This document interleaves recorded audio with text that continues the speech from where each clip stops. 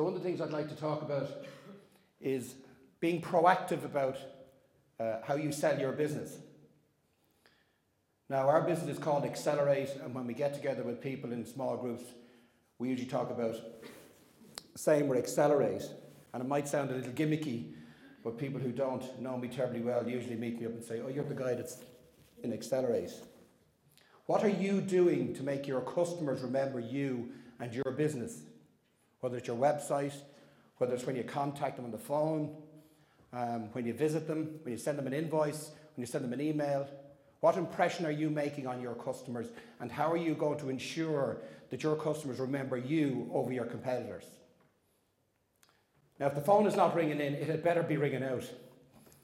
The question for really to start thinking about is, if sales aren't going well in your business, who's the best person to do the sales in your business? It's not always the business owner. So you really need to think about, are you the best person to do the selling? Because sales is what drives your business. And if you're not the best person to do it, then hire somebody. It doesn't mean you have to go and spend 50 and 60 grand a year and get them a company car and watch them drive all around the country racking up expenses. There are lots of other ways to do it.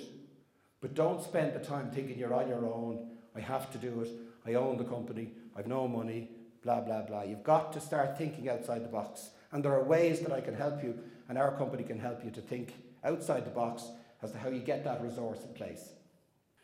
You need to understand what industry you're in. What is the space that you're in? And how I would differentiate it to try and make it as clear as possible is, in selling, there are retailers and there are suppliers. That's the way I break them out. Retailer is the person with the shop or the supermarket or the DIY. They have to market and sell their products and services differently to try and attract the customers to come into them. But the people who actively go out on the road to sell to other companies have a slightly different strategy. So sales isn't a one-size-fits-all. So you need to understand who and what are your customers. What do they do with the products and service that you sell them? It isn't enough to send them a pallet of stock and hope that it sells. You need to understand, what are they going to do with that product? You need to be more engaged with your customers. And everybody that I talk to in the initial stage said, everybody wants me to cut the price. But cheaper prices can mean something else. If you said to them, well, look, I'll give you more for the same price, or I'll give you better productivity out of that product I'm selling you, you'll get more usage out of your machines or whatever. Or if you come along with something new and innovative. So it isn't all about price, although that's what you hear during the economic downturn. The one overriding comment I would make is, quality is a given nowadays. Absolutely a given. So there's no room for poor quality product at a cheap price. I find one of the biggest challenges in talking to people about how they sell their products and services is they take their existing customers for granted. And they're going chasing the new or chasing this or chasing that, but your existing customers are the bread and butter. And I call that passive sales. The strategies that change. If you've got your existing customers, the strategy used for that customer is know them and know what they do with your product. Get to know them. And in your existing customers, don't leave it to a one-to-one relationship. Don't just have one relationship in your existing customer with one person. That guy, girl leaves, all changes.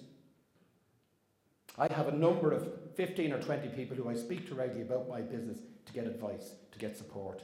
Dermot mentioned the Venture Network Group. I'm a network junkie. I go to lots of things. I hand out lots of business cards. I talk to lots of people. I try to find out what's going on. And it's really, really important. Just when we talked earlier about sales, one of the other things that we need to look at is cost. And when you're selling, you can't ignore cost, obviously. One of the things that we do as a business is we give you the option to outsource.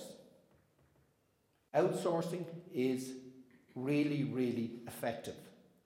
So don't think that you lose control by outsourcing. It gives you greater power. If you're not the right person to do the sales, recognize the weaknesses in your business and then do something about it. Build multiple relationships across your customer base. When you have a customer, a very good customer, Don't be focused on the one-to-one relationship only. It leaves you extremely vulnerable. Regular contact with your top 20. Get out your debtors list. Sort it by value, if you like. Simple. Pick the top 20.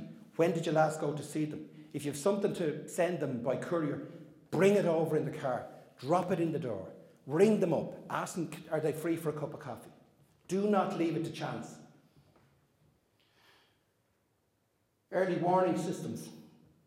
If you get a phone call and you get a massive surprise from a customer, you deserve it. Because you're not close enough to them. You can't cover every eventuality. But I can guarantee if you get close to them, you won't get any surprises. And networking. As I said, I'm a network junkie. Network regularly and network unselfishly. Don't go to a network event just looking for something for you. Give something back. It will come back tenfold, I guarantee it. There's lots of sales aids you can use. The old ones are there. There's loads of new ones. It's easier to go get product from China today than it was 30 years ago. So if your competitors are doing it, you should be able to do it. You can send an email to somebody in the States and get a response back in 30 seconds. You can Skype them. You can get on a plane. 30 years ago, it wasn't that easy. There's loads of different sales aids to use these days. A comment that I use over the years, particularly in relation to sales and customers. If you always do what you've always done, you will always get what you've always got.